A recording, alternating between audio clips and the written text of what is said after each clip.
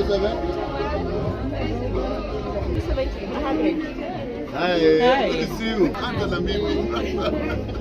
Good to see you.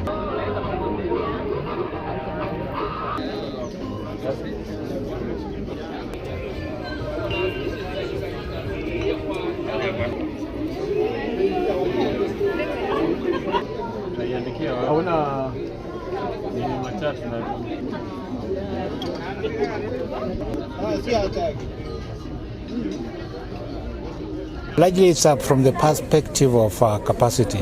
So capacity in terms of knowledge, information.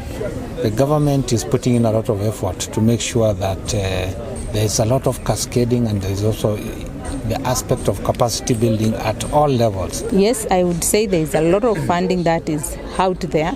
It's only us as stakeholders to position ourselves and to be able to put those strategies into action. And actually I'm excited because, yes, for the last 2 years we have been looking at the issue of the national strategies that have been put in place at national level and even at counties.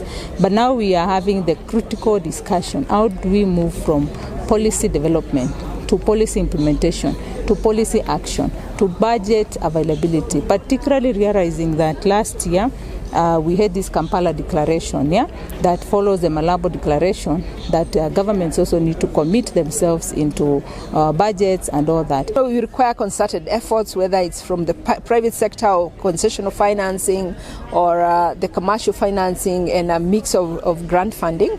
And while we have already, let me say, we have already committed to work in Murang'a County.